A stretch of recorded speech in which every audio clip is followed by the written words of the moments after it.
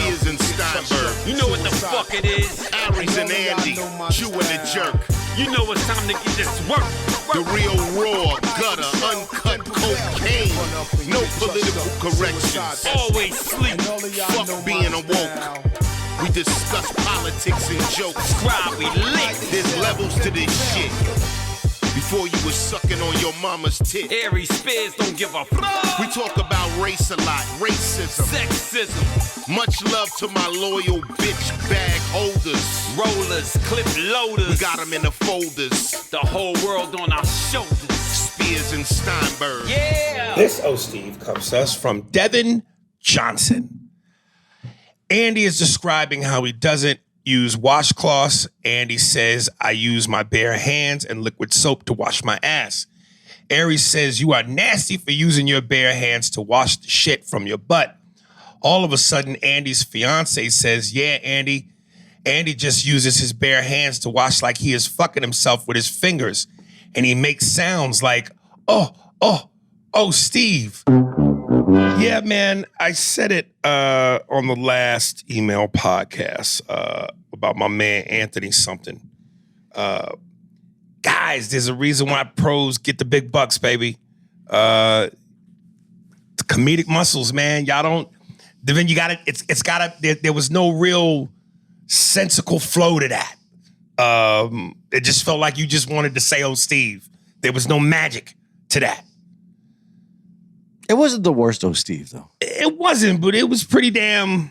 It wasn't the worst. I'm not gonna. It was a baby found in a trash bin. But there was gold in his diaper.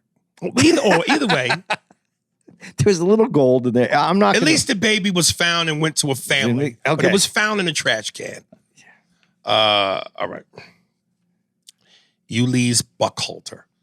That's a good name. Yeah, Buckhalter. What's hood aid and assistance? Yo, this though, I gotta. I think I did. You know what? I did this before. Scratch that, Ulysses.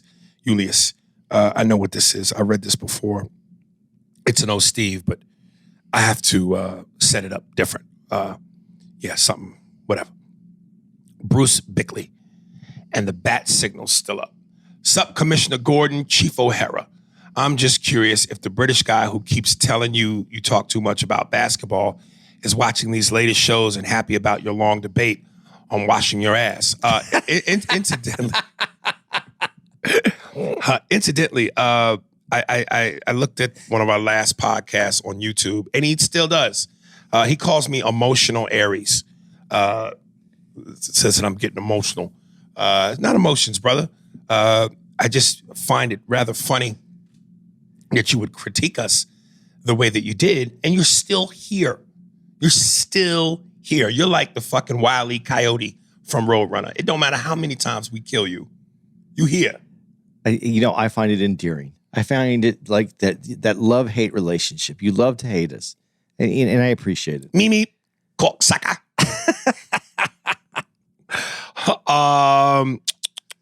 I get where you're coming from, Aries. White folks are different than black folks. I once discussed with two Mexicans how their white roommates wash their asses.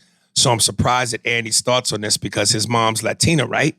I would have assumed she taught you how to wash your ass. She did. Does your mom agree with the... No, she doesn't. With the way you wash your ass, Andy? No. Note, whether you use a washcloth or spread your cheeks in the shower like they do just a bit outside of Cleveland. LOL. I've watched your show on YouTube and seen how close you sit to each other. And I think Aries would have said something long ago if you were stinking. That's what it comes down to, right? I started to put my denim jacket on for this one because somebody wrote in, I know Aries wear that same shirt every podcast. I know he stink. To the contrary, I wear the fucking shirt to promote my fucking shirt. It sounded more like Jeff Goldblum was promoting that shirt right now. He wears a shirt to promote his shirt. Genius when you think about it. All right.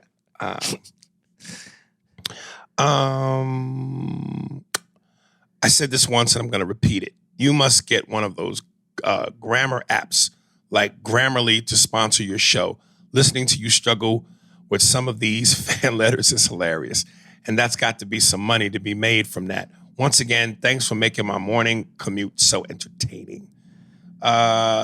You welcome, Bruce Bickley. Fucking Brandon, thanks you too, cocksucker. I like Bruce I like names that are the first letters of each, the first and last name are the same. Oh, okay. They always sound good. They sound good. Yeah. Sounds like a I don't know, like a detective. Yeah, it's a name that you would see like in a book. Yeah. Yeah. Oh, I'm Detective Bruce Bickley. I'm here to solve your crimes or your troubles. Understand you got a cocksucker that's missing.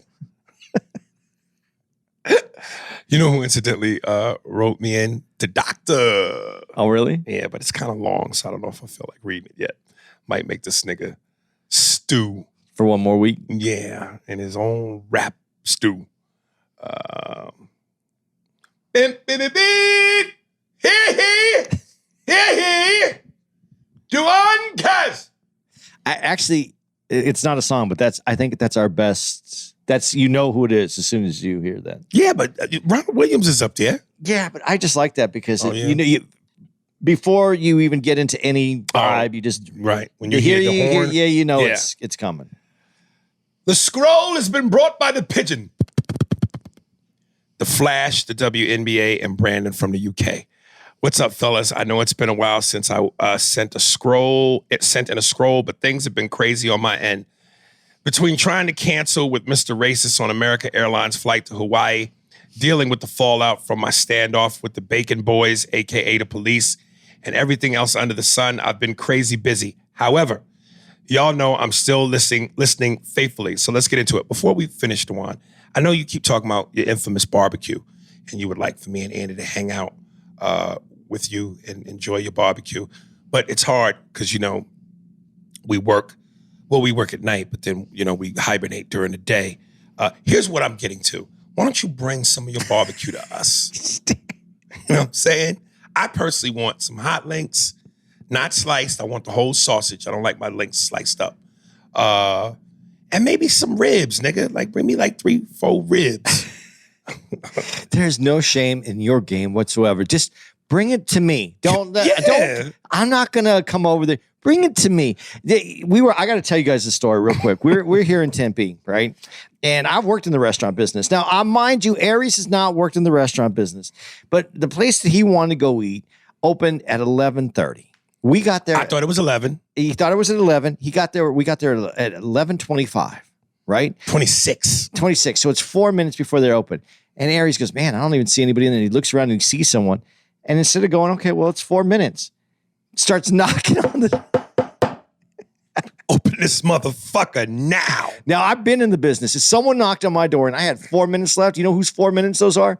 Mine. I ain't opened up that door now for 5 minutes. I'm going to wait another. And he's knocking on, and I just move over to the side because I don't even want them to see me with him because I don't want them to fuck up my food when he comes in. But I thought that was the funniest. There's no shame. What Aries wants, he has no problem letting you know what it is that he wants. The sire has spoken. He would like hot links, not sliced, in its whole form, and 3 ribs. I want to be able to eat the one's ribs and go, these are splendid. Magnificent. The Flash. I went to see that shit show production and felt like I was better off watching a retard fuck. It had so much potential with the alternate universes angle, but fizzled worse. You gotta say than, brother. You said fizzled worse MJ's baseball career. Worse than. Now you have to bring me a side of mac and cheese with it, and they have to cost $10. It's like, the greatness is there, but what the fuck happened? I give it 2 out of 5 yos. The WNBA. After listening to the Warhol episode, I felt compelled to comment. The only way the WNBA will get the exposure they need is if they treat it like they did women's boxing when Christy Martin arrived on the scene.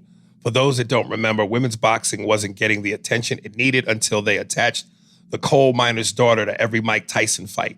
She brought that level of excitement to the sport that helped catapult women's boxing to the next level. It was perfect because people were already paying to watch Tyson. It didn't matter if his fight ended early because you got double the entertainment from watching her destroy her opponents. The same need to apply to the WNBA. If the league made the WNBA the warm-up act for the NBA, then the fans in attendance would get a double treat for their money. The arena would sell twice as much as at the concession stands, and the ladies of basketball would get the exposure they need. Damn. Now bring me beans too, nigga. Every time you fuck up, you got to add to the menu. Add a couple other things like lowering the rim and the WNBA can take off. But what the fuck do the fans know? Finally, Brandon from the UK. I had to go to YouTube and read through some of the old stuff to see if he's really that bad.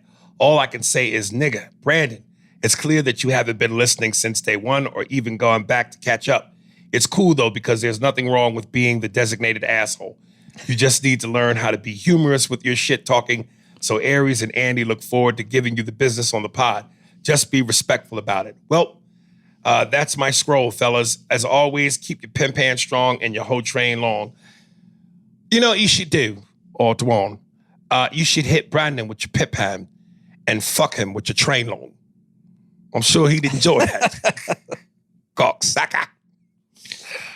All right. The only way that that's going to work with the WNBA that he said, if it's going to be before, then they have to go to like college and just do two, what is it, 20-minute halves? What do you mean, put the WNBA with the female college game? No. Put the WNBA in front of the NBA game. Right. But only play two halves. I think they're 20 minutes in college, just two halves. 20, no 4 quarters. No 4 quarters. Does it go by quicker? Yeah, because it's less time, and you got to bring in the 3-point line, which it already is. I think I know it is. It's already in. I still don't mind the idea of lowering the rim. I know the women don't like the idea of it, but there are in all the other sports they have changed some of the rules. I think they should lower the rim. I think they should add in what do they call? I want to do it too. What's the basketball where you jump on the trampolines? That's basketball with jumping on the trampolines. But the whole court is trampolines? Yeah, I say a whole court of trampolines, lower the rim, and G-string pasties and oil. I think, you know, what would be good? Seriously, I don't think that's that great of an idea. I think, though, give them 3 points for a dunk. No, G-string pasties and oil. Nah. Yeah, I think that's a great idea. You know what I mean? Even when they dunk on each other, they slip off each other and dunk on somebody else. Why don't you just put it in a big, like a bend, like Jello wrestling, and then they have to run through Jello and jump over each other, and then dunk the ball. That's a great idea. That's it. They should give him an extra point for dunking, and I think there would be more women willing to take willing to make that change to their game, because there are some women that can Nothing gets my dick harder than a woman who scores and then goes, rah!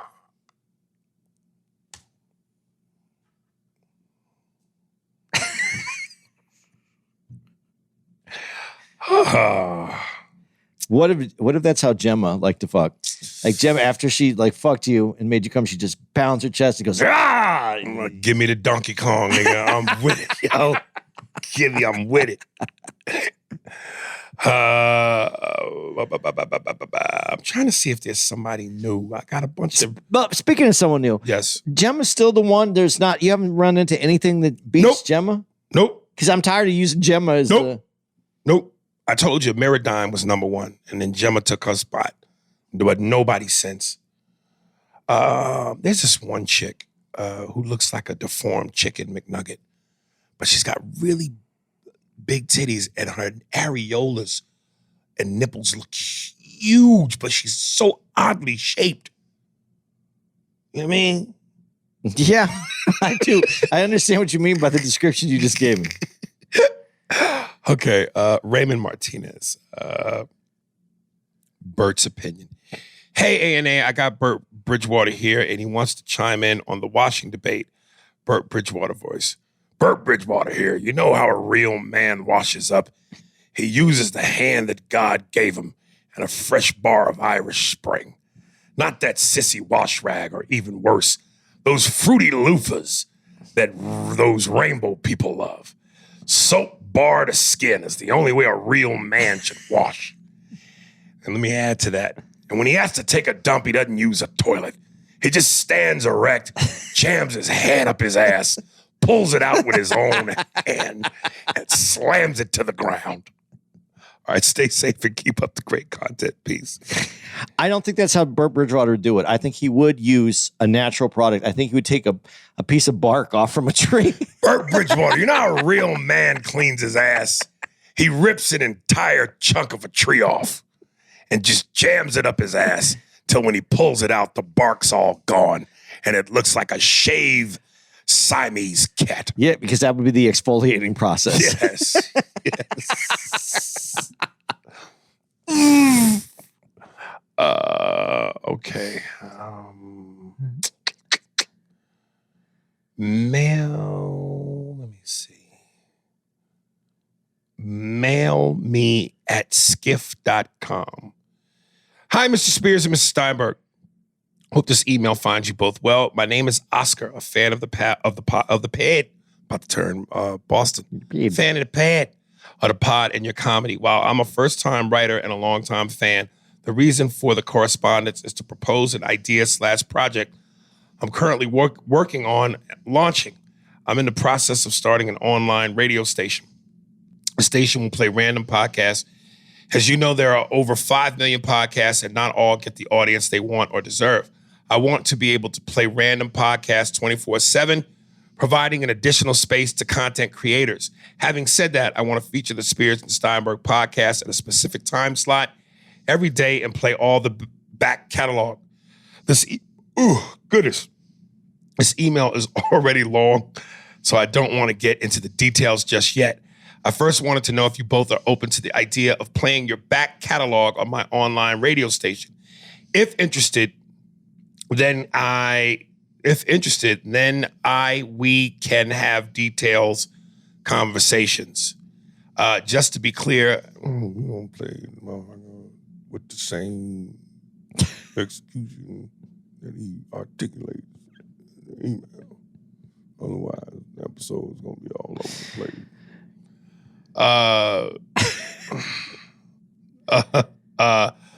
I first wanted to, just to be clear, I have not launched the station as this is currently a work in progress. I'm in the process of reaching out to a few podcasters, but you are the first ones. The only thing I can offer at this point is an additional space to have your podcast aired. I hope we can work together, but if the opportunity doesn't come to fruition, I thank you in advance for hearing me out. Any feedback to the idea is extremely appreciated. P.S. Writing as a fan now. Steinberg identifies as Jewish, but sounds more like a Latino claiming to be Jewish. Think about it. Italian, Mexican, and Jewish. That sounds like every Latino I know, LOL.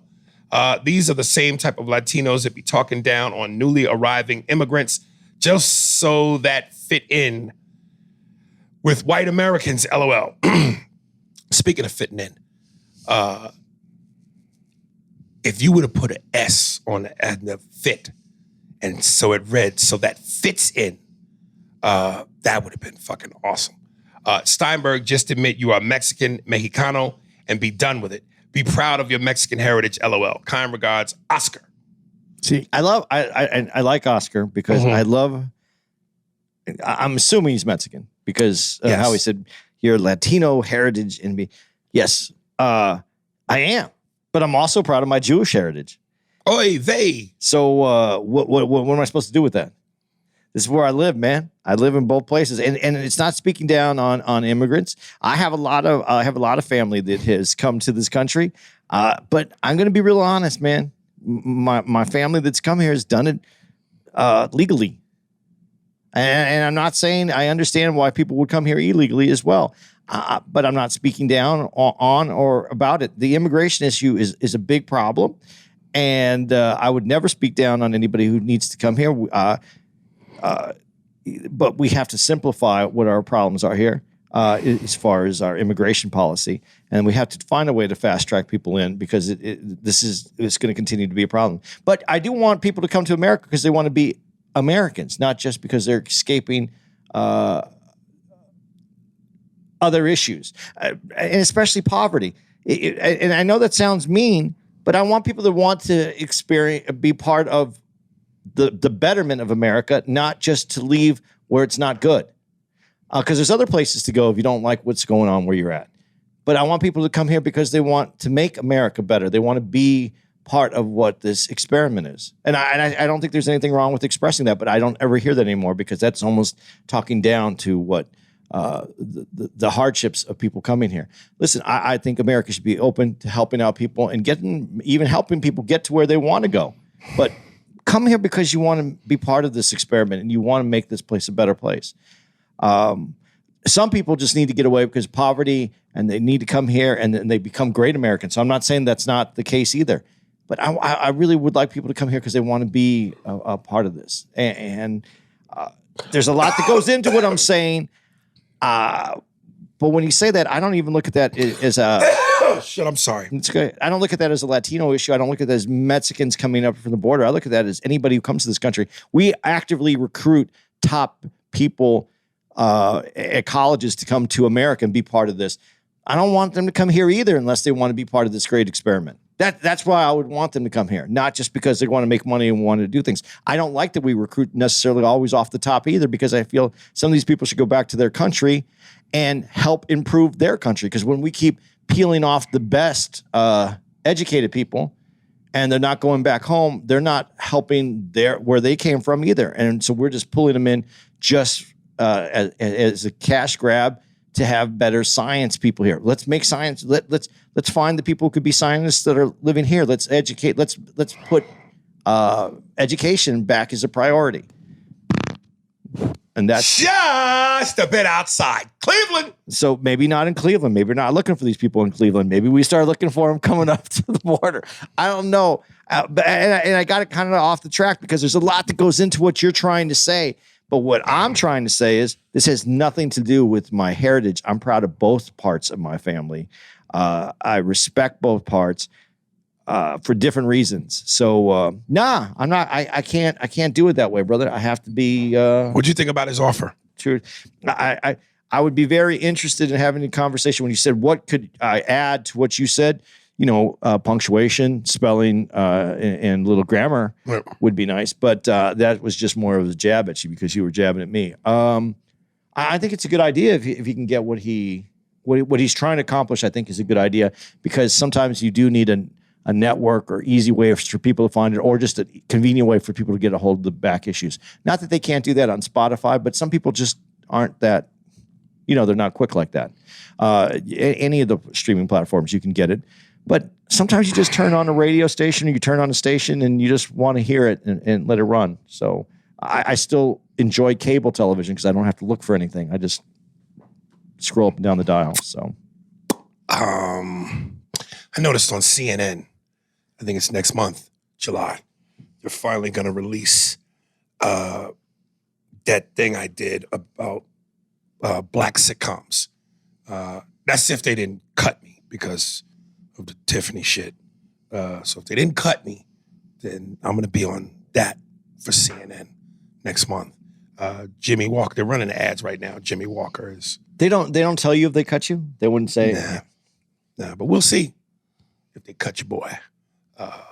You were on it wasn't a sitcom, but you were on TV for long enough today. Oh, you know, that don't mean nothing in today's get them the fuck out of here climate. All right, Justin L. American Gladiators documentary. Good evening, gentlemen of the ANA podcast. It's your, hello, everybody. Hello, everybody. All right. Good evening. Of the ANA podcast, it's your boy, Justin. I just wanted to send a quick email, and as I am currently in part 2 of this 30 for 30 doc. Oh, I know it's going to be good now. All I can say is, damn, son, this shit is crazy. Like 3 yo's out of 4. Not to give anything away, but this documentary dives deep into this popular man food of a TV show. You remember that? Yeah, I watched the first episode of this. Did you really? Yeah. Oh, shit. Is it good? Yeah. The back of my neck is itchy. It's good, but it's a little whiny. I don't want to be that it's whiny. I shouldn't say that it's whiny. they got hurt. And they worked hurt, and they covered up a lot of the stuff that, that's happened. Sound like they were produced by Action Park. Yeah, but it is. It was, I shouldn't say whiny. Whiny is not the right word. They have passed gladiator contests and revealed a lot of the dark past. How they never paid the gladiators for anything, and merchandise and appearances was unpaid. Jesus That Christ. part's bullshit. It is? No. That part is bullshit. Oh. They didn't get. When I say whiny, I wasn't talking about that. I was talking about. Yeah, they knew they were going to get hurt though. That Right. When you play football, you know you're going to get hurt. When you Right. being a gladiator, you know you're going to get hurt. To what extent though is different. Secrets that went on backstage and while they toured the U.S. Please go watch this. If you already haven't, it just came out yesterday. I believe. Anyways, check it out. Love the show and can't wait till y'all make that stop in Phoenix. I really hope we're able to get tickets. Last time the show sold out and my lady was like, fuck this shit. Next time we getting in. Love y'all. Stay, guys. Your boy Justin. Hey, Justin, listen. In the future, if it's sold out and you can't get in and your wife is with you, or your girl, ask for me, and then have your girl.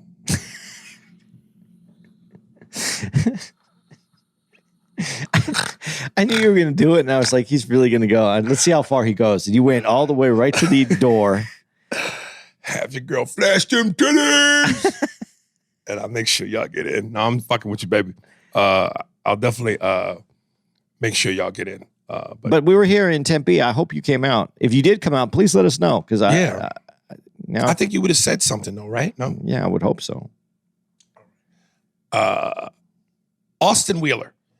What up, double A brothers and double S misters? Ha ha. It's your boy Awesome, a.k.a. A Boogie. I don't know if you remember me, but I've emailed a few times after several drinks because I've heard something in the pod that sparked a question. Yes, I've had a few shots already and it made me bring up something in movies that really grinds my gears. Damn it. Let me know how y'all feel about scenarios like these. I really hate it when in the movies or TV shows, two people are fighting for the death and then one is about to die, like hanging over a ledge. And then the other one pulls them up just to save them because they have a history together. I can't stand when that happens because in real life, if you're trying to kill me and you're about to die, then I say, good riddance, buddy. Obviously, that goes back to the podcast episode when you two were talking about movie cliches. I would like to know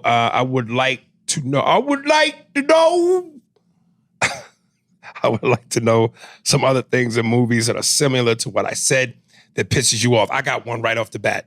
Yes, I'm a little tipsy/drunk, but I hope I didn't get a $10 out of money. Dude, I'm telling you, it never fails. When you guys are fucking drunk, high, you write the perfect emails. It's the sober motherfuckers that fuck up. I'm telling you, moral of the story, do drugs. Write in coked up. You know what I can't stand is, I hear what you're saying. The thing where somebody's about to fall or die, and the one guy grabs the other guy's hand, like the body weight of the other person wouldn't make them lose their grip in seconds. They literally are holding a motherfucker by the fucking hand off a ledge or where nothing is holding, and gravity doesn't come into play? Weight? Ridiculous. It's not going to take it up, but the one that I hate more Right. is when they do grab the hand. Right. And then they do the struggle. The struggle, and then you see it, and then it just slides down a little bit further. And then they're on their fingertips. Oh, come on. And then the fingertips, and then the one finger goes, and they're on like two, and then they let go. Yeah. Just fucking let the guy go by Right, then. right. Which is, come on, man. You try to hold a motherfucker up by, how much you weigh? Right now, about 210. Okay, whether it's your 210 or my 230. Nah, nigga. Nah. One hand hand. Nah, you a dead motherfucker. You can't hold 200 something pounds straight up. Fuck out of here. All right.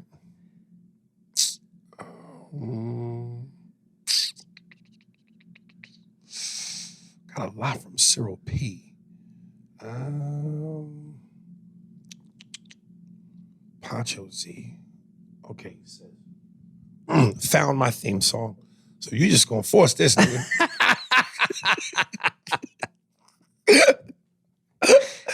They ain't gonna find it for me. I'll find my own theme song. More cowbell. That's what we need. More cowbell. Found my TV theme song. Yo, my hooligan compadres, I found the perfect song for my theme. It's Hola Jovito by Jay-Z. And you can change it to Hola Panchito. That might not be bad. I'm just trying to remember how that song went. Damn, I know what the song he's talking about. Hola Javito, hola Vivito. It's in the chorus. Hola Panchito. Yeah, that's actually pretty good. I know the song you're talking about, Andy. You pulling it up? I was going to, but yeah. Then you got so into it, I was like, I don't need to pull it up. No, because I know it's a YouTube it. It'll be quicker. Not funny. Just put in Hola Jovito. I gotta find it. I gotta find my YouTube first. Oh, Jesus Christ. That's what they saying when I rolled up with my people. Now, on another note, remember when you and Andy were having that long conversation about women's sports? There's a movie called Battle of the Sexes where Billie Jean King, a woman, faced a man, Bobby Riggs, when playing in a tennis tournament for money and glory. And it became the most watched television sporting event of all time in 1973. And she won, and she was a big pillar in women's sports. To bring out equal pay for women, and to be honest. Hola, Panchito. Yeah, you earned that one, dog. Hola, Panchito. I like that. See, I think you might have won. See, you see what happens when you force yourself on people? Are you trying to say he raped his way into a song? He raped his way into the fucking studio, nigga. I like it. That took balls, nigga. And that's fucking good. Hola, Panchito. Yes, that's official. You are officially in. And I'm proud of you, Pancho. The fact that no didn't mean no to you. All right. 1980 was a big pillar in women's sports to bring out equal pay for women. And to be honest, in tennis, I prefer to watch women play tennis because the female athletes are so sexy, like Sloane Stephens or Serena Williams. They are physically fit and be running up and down the court and be grunting. Hey, you guys are missing out by not watching this beautiful game. And check out the Wimbledon tournament. It starts on July 3rd and ends on July 16th. And lastly, answer this question, my guy. What was it like working with the great actress Rosario Dawson? Because you had a scene with her and Josie and the Pussycats, and she was fine as hell then and now. Sweet girl. It was her and Tara Reid. But yeah, Rosario, and she Boricua, baby. In that movie, He Got Game, when she tells Denzel, he goes, what you, I forget how the conversation went, but he said Puerto Rican. She said, yeah, Boricua, baby. Yeah. Andy, something that somebody wrote on our back and forth between talking about the WNBA and tennis, something that I meant to say to you that this person said, and I know you'll refute it, but in that debate with me and you, I wanted to say what this person said. Tennis is not basketball. It's a different tempo. It's a different speed, pace, physicality altogether. You got 10 people on the court at once, all trying to work within unison and harmony for the sake of scoring and doing what they got to do. So when you kept bringing up women's tennis, I was going in my head, but I didn't say it. Women's tennis is not basketball. Okay. I understand what you're saying. Let me ask you this question. If I took a great male tennis player and I put a women's tennis player on the other side, would it be a great match? It could be. No, it wouldn't be. Why? She would be destroyed. He just said the woman won in that famous match. Dude, that's first of all, listen, Bobby Riggs was 60 years old and she was a top tier women's tennis player. Right. And barely lost. And there is a theory, and I'm not saying that it's true or not true. So in other words, the man gave her the handicap. Yeah. Okay. And the other thing is, Bobby Riggs was a very accomplished gambler. He was an ex-tennis pro, right, but he was 60 years old now.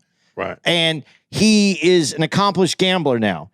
There is talk that Bobby Riggs, and he was beating her in the beginning, and then that they were saying she wore him down, which may be very true. Or it could also mean that he let that work out that way so that because what has been said is that he threw the match because he bet on Billie Jean King to win. Right. I'm not saying either one of those are true. I don't know. I'm just saying these are all theories that are out there as well. But it was an older man playing the top tiered women's tennis player, and the reason people think that this might have happened is because the person that he played earlier, I'm going to forget her name, who was one of the greatest tennis players. Billie Jean King? No, same time as her, but she's Australian. Martina Todorova? No, this is years before that. Oh. She lost. She lost to him. And so that's one of the reasons Billie Jean King didn't want to take the match, and because she didn't want to set women's tennis back any further. And so this is what happened. Here's what I'm saying. I'm saying in comparison, women's tennis is great to watch because you're watching two women play tennis, and I think the game looks great when they play. They play within their frame. They have their technique is the. If you're an amateur playing tennis, you want to emulate how they're playing because they're playing true tennis with true technique. Where men overturn, they do a lot of different things where they finesse with muscle instead of using proper technique. That's why I think women's tennis and women's golf is great. But when women's tennis is, what I'm saying is them playing against each other. Basketball is more people. But if you have 5 great women basketball players on one side and 5 great women basketball players on the other side, the game's going to look good if they're playing to the potential of their game because they're playing against each other. Take 5 good college players against the 5 best women's basketball players. It's not going to look good. I'm just saying the game will look good as they mature and as the game gets better and more evolved and some of the best women continue to come up and be. When more women can dunk, when more women throw better passes, when more women are more creative on the floor the way men are, and that will happen as more women come into the game. The pool of women that play basketball is much smaller than the pool of men. If we went out to the park today, we'll see hundreds of guys playing. How many women are we going to see? The pool is smaller. The talent is unrealized of what potential the women have. But if they're playing women against women, you're right. Against men, it's not going to look good. Tennis is a different game. But the idea is their commitment and strength and the way that they play the game is going to be matched by the other side. And if matches are equal, then it's going to look good. I disagree, but I know. Brandon Sarrett. What people aren't saying about the Jordan/LeBron debate. What up, Aries and Andy? I enjoy listening to the pod. What people fail to bring up in the Jordan/LeBron debate is their upbringing. Jordan had to beat his older brother one-on-one, which means he had to outscore him. There was no passing involved, which ultimately turned him into an assassin from an early age. No! Don't do it! Bryden! Don't jump out the window! Ow! God damn, he's dead, cocksucker! There was no passing involved, which ultimately turned him into an assassin from an early age. LeBron, on the other hand, grew up with a single mom and no siblings. So since he was usually the best player on his teams, growing up by him passing the ball to players worse than him, that player in return would more than likely befriend LeBron because ultimately he could have just scored himself. But LeBron probably wanted to have brotherly friendships. So in regards to who I believe the GOAT is, this is how I break it down. If I was starting a team and I have to pick first, and I have the first pick of any person ever in the NBA, I'm taking LeBron because he has the best overall skills of any player.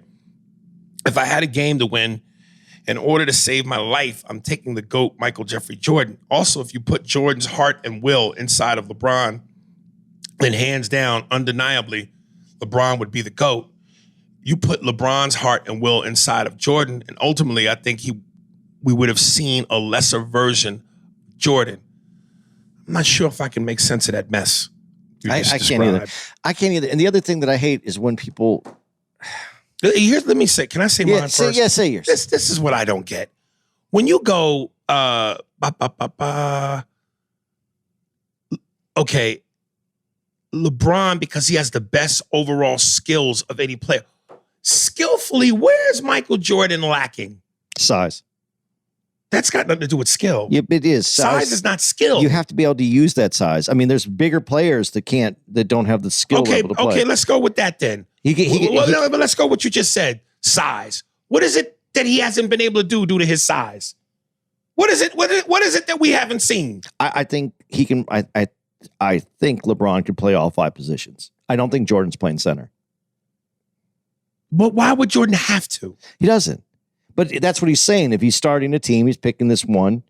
I don't pick LeBron. I have always said I pick Magic as my first pick. Always. I think it was Coach Herman that said it. You play the game to win. Michael's the ultimate winner. So miss me with the skills.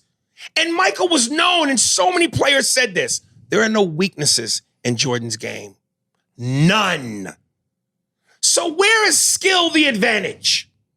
To a guy who had no weaknesses, to a guy that was the ultimate winner.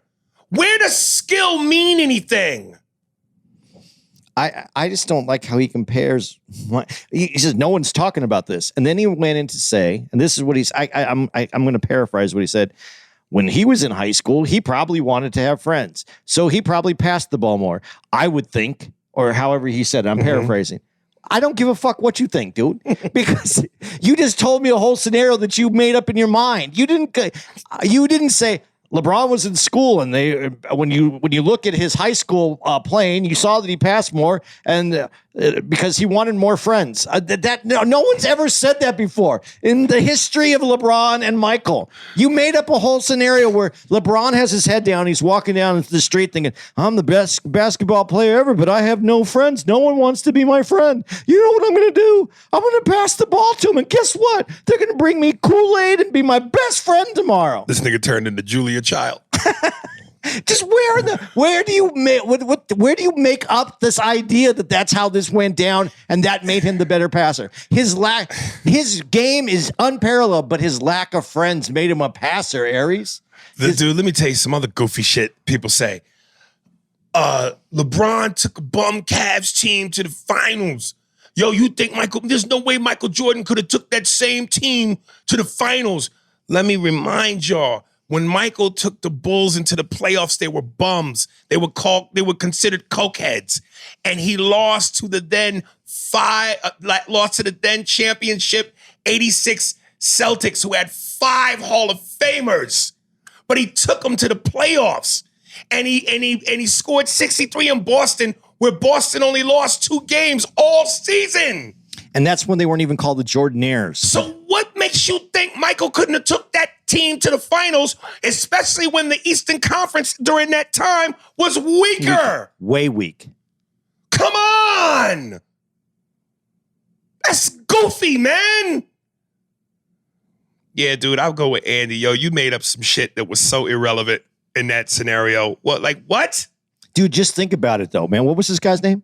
Brandon Sarrett. Brandon, man, if you could have just been in Cleveland, in Akron, when he was going through high school, and if you would have just brought him a lunch, man, maybe just a bag of chips, and you could have been his friend, man, you'd be right there with him right now. You could be, all you needed to do was befriend him because he was so sad. That's why he passed the ball. But he wouldn't he would be a sharpshooter if you were around because you would have been his friend. He wouldn't need those other fucking friends. Influences. He would have just been fucking a sharpshooter and dunk it every day, all day long. If you could have just handed him a bag of chips. Oh, God. All right. Last one. Tears in a bathtub.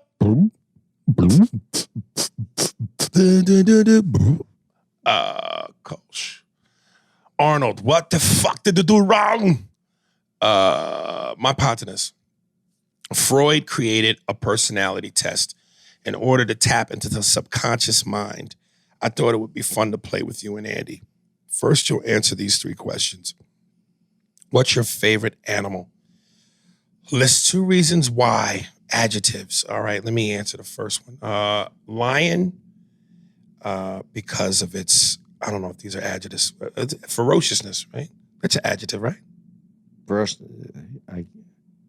Yeah, I guess. Yeah. Right. Ferociousness. It's descriptive. Yeah. And silverback ape. That's for two animals? Yeah. Silverback ape. Let me go with the ram because that's who I am.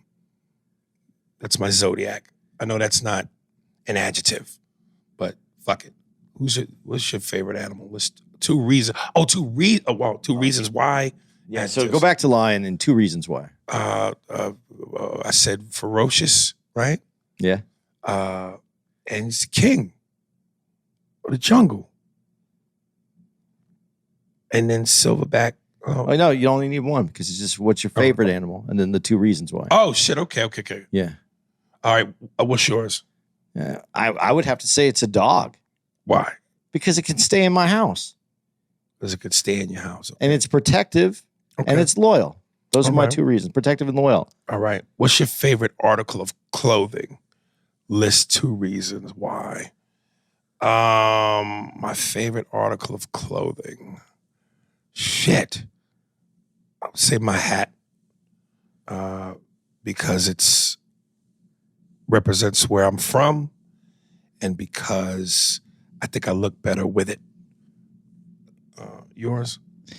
I'd have to say it's my shoes because the ground is hot and it's also has lots of thorns and pebbles and glass, and so it protects my feet. Okay. What's your favorite body of water? The fuck does that mean? Like an ocean versus a lake? No, yeah, any body of water that has a name. So there's a lake. It would be the Atlantic, the Pacific. It could be the Great Lakes. Shit. Favorite body of water. All right, I'm say my bathtub. One, because it allows me to get clean. And two, I love to see her head when it comes up from sucking my dick. I was gonna say the water that when a woman's laying down that builds up in her navel right there, like when she's wet, she gets out of the shower and that water just runs down and just sits in the belly button. Okay, that's your favorite body of water. That's my favorite Literally body of water. God, fucking genius. Here's the Freudian subconscious meaning to your answers to the questions. Your favorite animal equals the way you view yourself. Yeah. Your favorite article of clothing, how others perceive you. Niggas always talk about, nigga, you sleep with that hat on? Your favorite body of water, how you view sex. Boom. Boom. Okay. But instead of saying the royal penis is clean, Your Highness, she says the royal penis is sucked, Your Highness.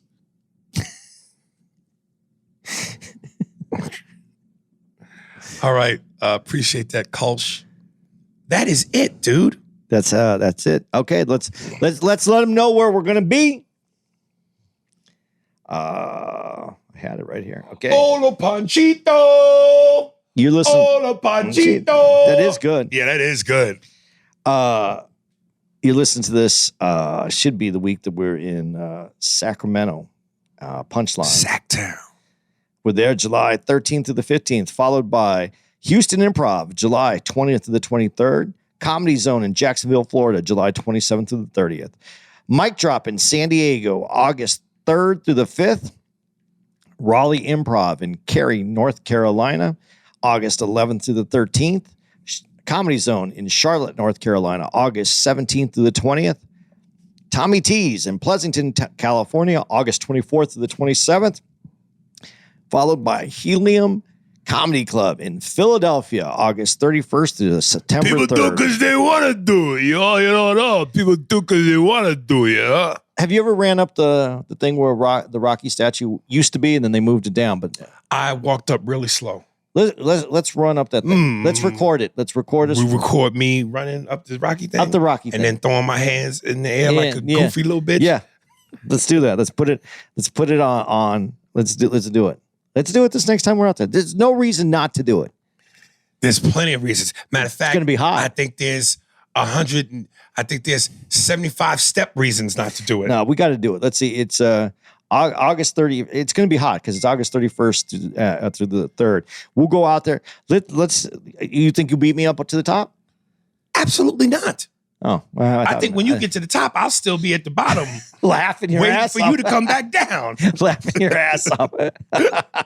No, we got to do it. We got to do it. We ain't got to do a motherfucking Come thing. on, man. Write it. Listen, listen. We're gonna put this on Patreon. How many of you would subscribe to Patreon if Aries was to run up the top? I don't think that'd be the selling point. Let's say, yeah, watching you not make it and roll back. Shit. Come on, man. Write to him. Let him know that if he does it, you're going to join Patreon for a month. Come on, man. Help us out. Let's get Aries up the top of that fucking step in Philadelphia. Shit. All right. Is that it? Is that a show? I think that's it. All right, guys. Hola, Panchito. Spears and Steinberg. Thanks for listening to the Spears and Steinberg podcast. If you'd like to know who's responsible for this shit, it was hosted by Aries Spears and Andy Steinberg, produced by Steve Merrick and Anthony Holmes, executive producer, Big Papa, Robert Kelly, and Matt Kleinschmidt for the Laugh Button podcast. For more information on where to find us on the internet, visit SpearsburgPod.com.